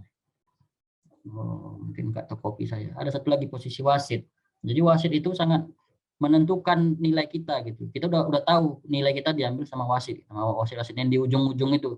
Jadi blocking kita itu, nah kita harus pastikan kita tidak membelakangi mereka. Jadi sehingga pengambilan poin itu bisa maksimal. Kita merasa poin itu kita langsung diambil poin gitu. Jadi jangan lagi sampai kita bilang itu wasitnya nggak nampak atau wasitnya nggak ngambil nilai saya padahal tadi masuk. Nah, kita berkaca diri gitu ya, bilangkan ke atlet bahwasanya kita perlu juga mempertimbangkan hal-hal tersebut, bahwa pandangan wasit itu juga perlu dipertimbangkan untuk kita sebelum mengambil poin. Nah, ini ada mungkin area di lapangan itu central zone itu yang di tengah, corner itu yang di ujung-ujung. Nah, jadi ini mungkin strateginya bisa dijelaskan sama yang atlet yang memang komite. Nanti mungkin semalam saya sudah ngobrol juga sama Sampai Iqbal. Mungkin di pertemuan selanjutnya kita akan undang Sampai Doni Dermawan untuk sedikit sharing bagaimana teknik komite itu bisa dilakukan. Ya, jadi terus ada side zone itu nanti mungkin bisa dipaparkan sama Sampai Doni ke depan kalau beliau bersedia. Terus ada beberapa cara untuk mengantisipasi situasi. Nah, jadi ada sekarang kan namanya passivity sama hante. Hante itu kita wasit itu ngambil apa ngevote gitu ya untuk ngambil siapa yang menang gitu. Jadi yang menentukan kita menang di hante itu agresivitas sama attitude dan fighting spirit. Nah, itu juga harus ditanamkan. Jadi ketika kita poin sama, kita arahkan atlet itu supaya dia agresif terus menyerang dengan catatan tetap dikontrol, jangan sampai kita kecolongan gitu ya, tetap fighting spiritnya itu tetap dinampakkan sehingga wasit-wasit juri-juri itu memilih kita pada saat voting di hante. Terus ada passivity, ya passivity ini kan tidak melakukan gerakan selama berapa detik, 10 detik apa berapa detik ya, tidak melakukan gerakan, tidak melakukan serangan. Nah, ini juga perlu disampaikan bagaimana jangan sampai membuang-buang waktu. Tapi kalau memang itu strategi, ya itu oke-oke saja ya. Tapi ya untuk kelas kejurnas, saya rasa itu menjadi strategi bisa jadi ya, ataupun itu menjadi apa. Tapi jangan karena atlet kita nggak siap atau atlet kita mentalnya down ya, menggunakan passivity ini. Gitu. Jadi memang harus di manage dari sekarang. Mungkin itu saja, Sampai Iqbal. Mungkin Sampai Iqbal ada mau nambahin? Oke, Os. Terima kasih Sampai Yuda atas penyampaiannya tentang materi yang program daripada kita Bimpres Sumut. Mungkin tadi terkait di ante, tambahan sedikit aja Os, para Simpai, Sinse. Tadi ante itu hitungannya 10 detik. 10 detik itu pun tengok kriterianya. Kalau dia 10 detik terakhir juga waktu yang akan di pertandingan itu, maka langsung akan mendapatkan ansukucui. Jadi lawan ansukucui, kalau bisa memang itu jangan kita gunakan, tapi ya tadi tetap itu gunakan strategi dalam terkait hal pengurangan atau cara strategi kita mengulangin daripada waktu untuk kita supaya bisa menang. Tapi kalau poin kita pun tinggi, mungkin tidak ada masalah. Tapi kalau poin kita mengejar poin, kita mengurangi waktu dengan berkeliling, berarti mental atlet itu memang berkurang. Mungkin itu, Simpai Yuda. Untuk selanjutnya, kira-kira ada tambahan lagi untuk Simpai Yuda atau Simpai lainnya? Mungkin dari saya cukup, baik Bang. Mungkin dari Sensei Ardiansa ada Sensei. Oke, Os, ini di virtual Zoom ini bergabung juga Ketua Umum Sukaido Sumatera Utara, hadir juga Sepum Sensei Ardiansa. Mohon kira-kira sebelum untuk penutupan bisa menyampaikan beberapa kata lah untuk teman-teman kita atau para Simpai, Bimpres atau pengurus yang ada di masing-masing pencap. Sensei Ardiansa. Terima kasih. Assalamualaikum warahmatullahi wabarakatuh. Mohon maaf tadi gangguan teknis, baru bisa bergabung jelas, tapi bisa menonton gitu. Tapi tak bisa muncul, tadi mana salahnya? Entah HP-nya minta dilem biru, saya nggak tahu juga. Tapi alhamdulillah ini bisa bagus ya. Nah jadi setelah kita amati tadi paparan dari Sampai Yuda, ya alhamdulillah baik sekali. Ini demi kemajuan Sukaido Sumatera Utara khususnya. Jadi, tapi saya agak kecewa sedikit, ini tidak semua pengcap menghadiri ini. Di Dimpuan saya tengok tidak ada ini. Tapsel yang ada, Tapsel malah 1, 2, 3. Ya. Di Dimpuan nggak ada, Paluta ada, Serge. Binjai. Jadi maksudnya ini kegiatan ini kan kita lakukan, ini biar seluruh teknik di Sukaido Sumatera Utara itu seragam gitu loh. Ya, jadi bukan targetnya itu bukan hanya sekedar untuk menghadapi kejurda dan kejurnas, bukan hanya itu. Tapi pola latihan ini dibuat untuk ke depan dan bisa terus berkelanjutan demi penyeragaman teknik. Itu dibuat ini sebenarnya. Tapi karena ini jaraknya ada target yang terdekat, jangka pendeknya itu menghadapi kejurda dan kejurnas gitu. Ya, jadi kalau bisa ke depan kita berharap seluruh pengcap ini dan seluruh sabuk hitam bila perlu ini, ya, ini hadir karena paparan dari Sampai Yuda itu sangat bagus. Walaupun itu pernah sering kita jelaskan ya, pada dasarnya sebenarnya kalau saya lihat dari paparan si Payuda tadi, yang pertama kali itu harus rumus latihan itu harus sudah jelas. Kalau saya selalu memberikan itu, kalau dia volume tinggi, frekuensi saya bilang rendah, gitu kira-kira. Kalau si Payuda tadi volume dan intens ya bahasanya ya. Kayak itu ya. Kalau saya volume dan frekuensi itu bahasa saya gitu. Tapi saya kayak pada ini intinya sama kalau saya lihat gitu. Gitu. Dan itu bagus, ini diterapkan kalau bisa seluruh dari mulai ini ke depan. Bukan hanya pengcap, dojo pun itu harus menerapkan pola latihan seperti apa yang sudah dipaparkan di Payuda tadi. Nah, jadi untuk para pelatih, apabila tidak ya belum paham benar apa yang disampaikan, apa yang dipaparkan si Payuda, boleh bertanya atau lemparkan ide apa yang enggak mau kalian, kira-kira gitulah. Umpama ya, bisa nggak si Payuda kira-kira gitu paparan tadi, slide tadi bisa nggak dibentukkan jadi suatu buku atau apa makalah gitu yang akan kita bagikan kepada pencap-pencap. Saya yakin dan percaya kalau melihat dari wajah-wajah pelatih kita tadi, ini masih banyak yang bingung gitu. Apa itu, apa ya kan istilah-istilahnya itu masih bingung. Saya yakin itu. Jadi maksudnya coba nanti yang belum paham kali coba bertanya saja gitu. Kira-kira di mana yang kurang paham dari paparan si Payuda tadi, pertanyakan saja gitu. Kita mau pelatih-pelatih semua harus paham dan semua harus mengerti. Biar bisa diterapkan ke anak-anak. Ya, itu harapan kita gitu ya.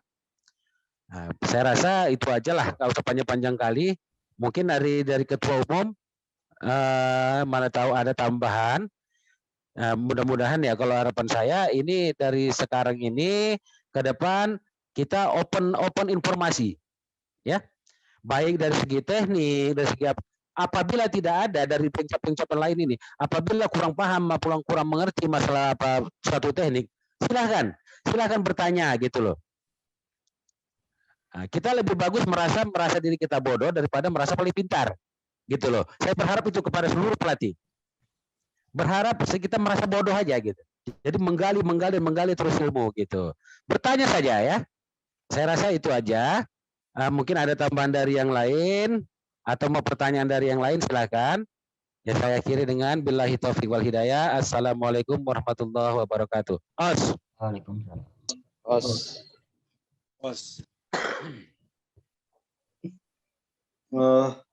Oke. Terima kasih Sinse Ardi yang telah menyampaikannya masukannya. Di sini kita ada juga ketua umum. Kira-kira untuk ketua umum bersedia untuk menyampaikan atau lagi ada kegiatan yang lain? Ketua.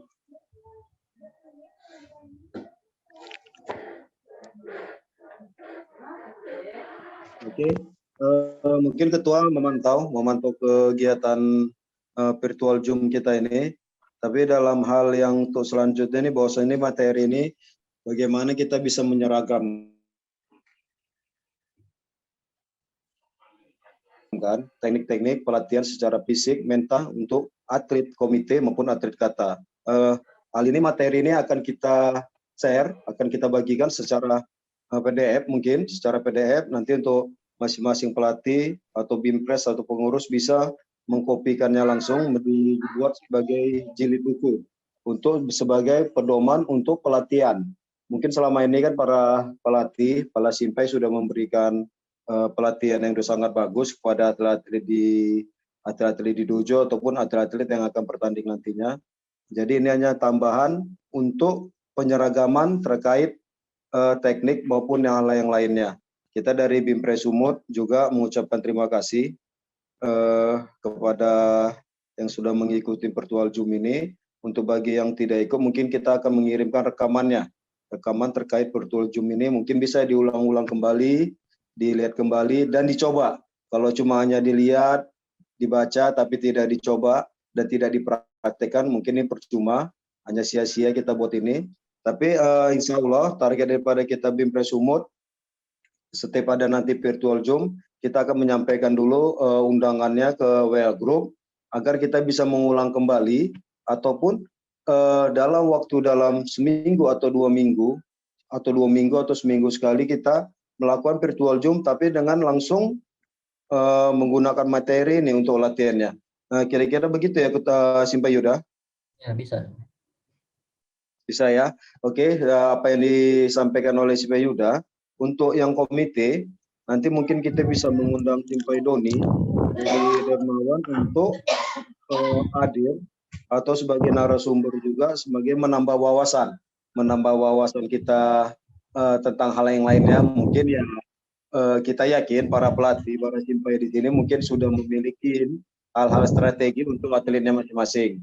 Tapi pun kalau kita bisa menyatukan seragam teknik kita semua, itu akan lebih bagus. Seperti kata yang disampaikan Simpai Yuda tadi, itu bukan hanya sekedar pukulan Gyakusuke, bukan hanya tendangan Meguri, bukan hanya tangkisan Soto Uke, tapi semua itu harus mempunyai teknik.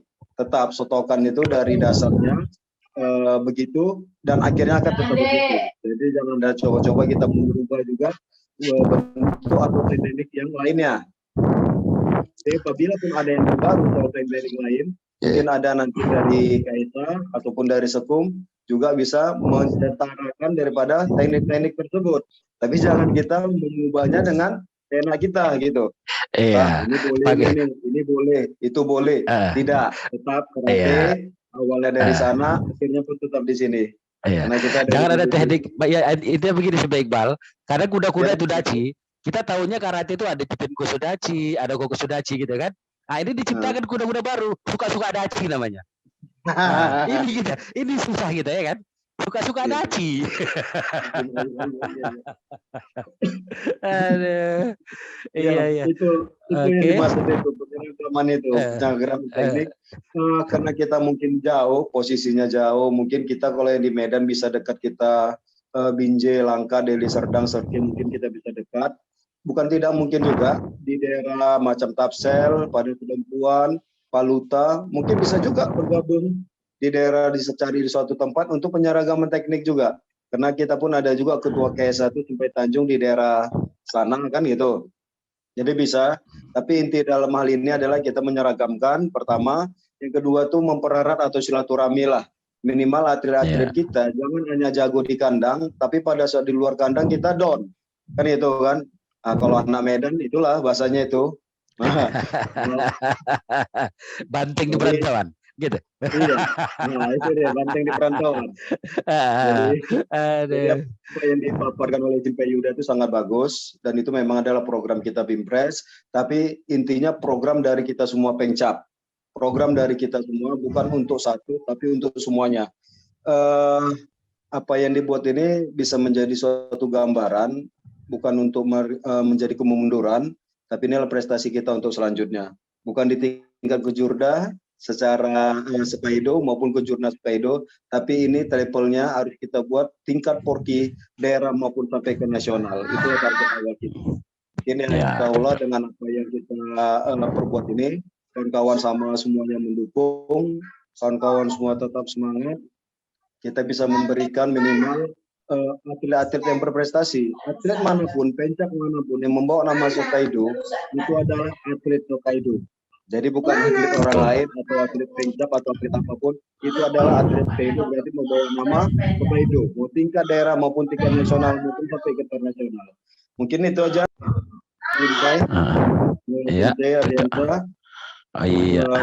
Simpai Yuda, para Simpai yang lainnya, Bimpres, Sabu Ita maupun pelatih.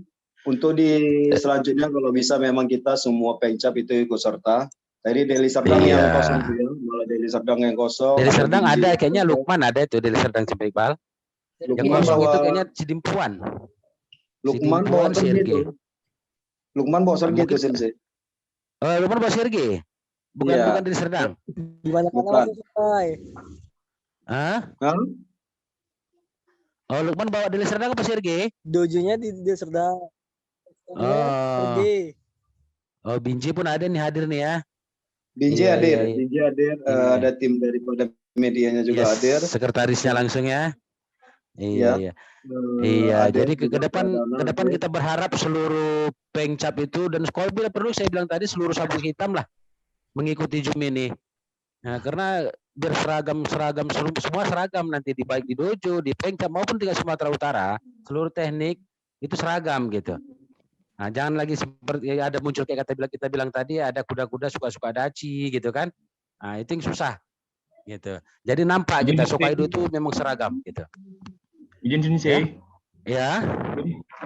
Kebetulan untuk buat Binpres Binjai lagi tidak bisa hadir karena sedang lagi ada dinas tiket. Oh iya maklum kita ya. Kebetulan mungkin ibadah kali ya, macam si Tampunan ya.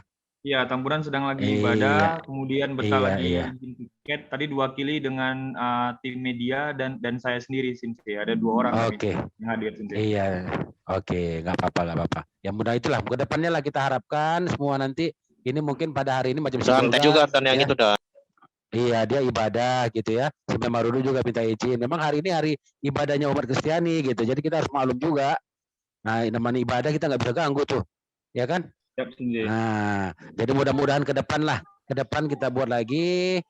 Ya, kalau bisa seluruh sabuk hitam aja itu seluruh sabuk hitam, terutama pelatih dan pelatih dojo ini, bisa lah mengikuti ini ya. Nah, saya rasa itu aja. Kalau ya, ada nggak kira-kira dari yang lain, dari cabang-cabang pelatih, ada mau bertanya, tanya aja. Mumpung sebelum kita tutup ini apa kita ya? Ya di sini ada Simpai, saya tengok nih ada Simpai Yopi, ada Simpai Linda, ada Tommy. Nah ini apa Ori mana nih Ori? Tommy, Simpai Ori mana nih? Katanya melatih ke Spirok. Oh melatih? Oh Sensei. Oh iyalah, oke lah. Oke lah, mudah-mudahan ke depan lah ya. Nah ini ada Padli Paluta ada hadir ini. Paten. Si Dimpuan ini nggak ada nih saya tengok sama sekali ya. Satu nggak ada, si Dedi nggak ada, si Habib nggak ada. Ya, oke lah, gitu aja saya rasa dari saya itu aja. Nah tuh si Bejeli maaf cakap di kereta api tuh kayaknya tuh. Iya si Bejeli di kereta api. Iya Sensei. sudah jadi pengagum KRL si Bejeli selama di Jakarta. Mau ke Cikarang. Oh iya. Oke lah, saya rasa dari saya itu aja lah. Coba mana tahu ada dari teman-teman yang lain mau ngasih masukan, ngasih apa, silakan. Os. Untuk para simpai, kira-kira ada masukan, usulan, ataupun kegiatan virtual Zoom ini memang harus kita laksanakan dengan tempo seminggu, 2 minggu. Oke, kita lepaskan kepada floor atau kepada yang mengikuti virtual Zoom ini, biar kita programkan. Apakah nanti virtual Zoom itu langsung kita praktekkan atau virtual Zoom selanjutnya tetap begini. Kalau usul memang harus kita praktekkan, kan itu, supaya kita bisa lebih memahaminya langsung, kan itu. Karena saat ini pun Hokkaido ini sampai ke nasionalnya juga nih. Karena ini Jakarta pun ikut juga ternyata kan ikut virtual Zoom, Simpai Jeli. Betul. Oke, gimana yang lain? Untuk Simpai Linda, Simpai apa nih Tommy, atau Simpai Lukman, Simpai Padli, ada juga nih Simpai Maradi, Simpai Mariana, yang juga telah bergabung mungkin dari perwakilan Medan juga. Tapi kalau bisa memang bukan suatu unsur daerah, tapi semuanya adalah kita bergabung. Jadi memang ada target kita dari Binpres, mulai daripada Kejurda dan Kejurnas, bahwasanya itu setelah Kejurnas, atlet yang juara nanti akan kita karantina minimal 4 atau 5 hari untuk di Medan. Setelah itu kita pulangkan kembali lagi ke daerahnya, dan 1 minggu sebelum hari H untuk Kejurnas, maka akan dipanggil lagi atlet tersebut untuk di sesi bersama. Itu rencana kita target dari Binpres Timur. Agar apa? Agar apa yang diberi materi tadi agar dilaksanakanlah di masing-masing pengcapnya. Jadi pada saat nanti karantina nanti kita tidak mengulang dari awal, tapi minimal kita bisa penyeragaman tekniknya dan kegiatan-kegiatan lainnya lah. Itu maksudnya. Jadi macam tadi ada lari sprint, ada loncat atau apapun itu untuk pelatihan otot, pelatihan speed dan gebrakan awalnya itu. Jadi minimal pada saat Kejurda itu kalau ini dilaksanakan, insya Allah itu pasti akan nampak. Maupun ya untuk seluruhnya, itulah maksudnya kenapa dibuat ini. Sensei, Simpai Yuda, kalaupun memang tidak ada, mungkin dari Simpai Yuda ada penutup kira-kira apa tambahan? Mungkin saran Simpai Iqbal. Izin. Ini sebenarnya kan nggak boleh ngomong di kereta, cuman aku nggak mungkin ada pula yang mau aku sampaikan ini. Jadi izin nanti ke depannya mungkin bukan hanya sabuk hitam aja yang mengikuti ini, sabuk coklat pun kalau saran bisa diikutkan lah sabuk coklat. Saya rasa dapat membantu yang pelatih-pelatihnya juga di dojo untuk bisa menyampaikan kepada kohai-kohai lainnya. Itu izin dari saya, izin. Nah, mungkin itu aja, Os.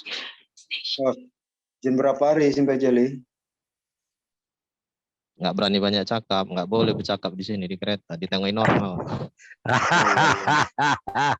Itu bilang ada Medan nih bukan ada Jakarta ya bilang. Gua enak-enak tidur di bangunan bilang. Iya. Untung lah lagi jauh security-nya makanya agak berani cakap.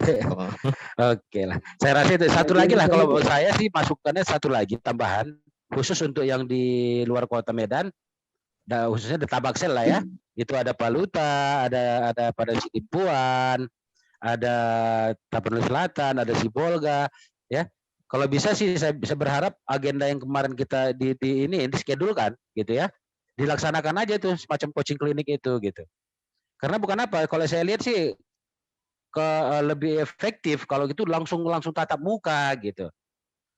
Ya, untuk menyampaikan suatu teknik itu langsung tatap muka itu lebih efektif saya rasa sih sebenarnya.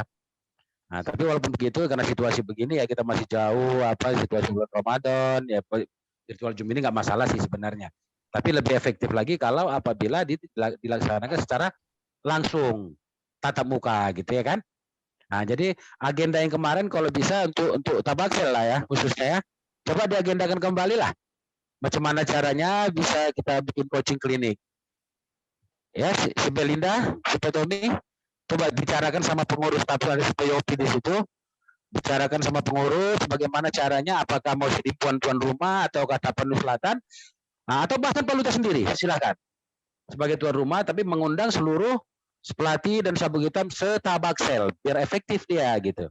Kemarin itu sudah kita agendakan ke ketua KSA gitu. Tapi belum ada kepastian jadwal. Nah, coba di float ulang kembali ke Belinda ya, si POP.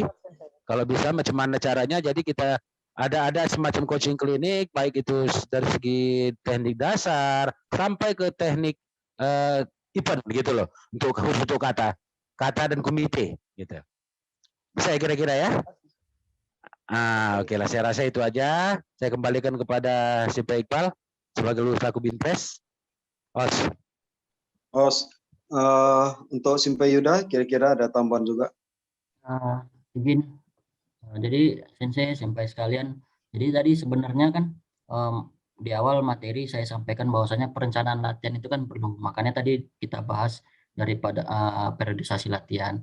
Nah, itu adalah gambaran secara umum kita untuk melatih. Jadi materi yang sudah dibuat tadi itu bisa jadi menu wajib, juga bisa sampai kembangkan. Saya yakin dan percaya bahwasanya pengcap sudah melakukan latihan rutin, ya kan. Tapi mungkin tidak melakukan perencanaan tersebut. Jadi dengan adanya ini mungkin CP bisa sesuaikan. Kalau misalnya sudah melakukan latihan yang seperti apa, ya diikuti saja dengan periodisasi yang sudah kita buat. Mungkin itu aja, Pak Iqbal. Terima kasih. Iya, saya tambahkan sedikit. Mudah-mudahan si Pak Yuda ya, dengan pola ini, jadi pola latihan itu terstruktur gitu iya, loh. Itu jangan harapannya. melompat-lompat gitu. Harapan seperti itu. Iya. Nah, ya, kalau kita lihat di lapangan, kebiasaan pelatih itu melompat-lompat. Belum dapat ini lompat kemari, belum dapat ini lompat kemari gitu. Nah, jadi dengan paparan si Pak Yuda ini diharapkan nanti ke depannya pola latihan itu memang terstruktur dia gitu loh. Nah, ya saya rasa itu aja. Terima kasih, Os. Simpai Yuda tadi moderator yang buka. Berarti pelayannya juga lah untuk menutup kegiatan ini. Jadi ini adalah kegiatan kita bersama, tidak ada kegiatan lain. Atau dari Simpai Linda ada masukan? Coba Linda? Mana tahu ada yang lain? Linda, Mariana gitu. Semua. Silakan aja ngomong aja. Kita forum bebas ini. Ya Simpai Linda. Udah pas, Simpai. Pas, oke. Tommy ada yang mau tanya? Silakan. Mau bertanya, tanya. Ya. Pas, oke. Mudah-mudahan pas mengerti lah ya. Simpai Padli. Pak Padli. Mariana. Mana masih? Mariana. Enggak, sampai Padli Paluta tadi masih ada kayaknya ya.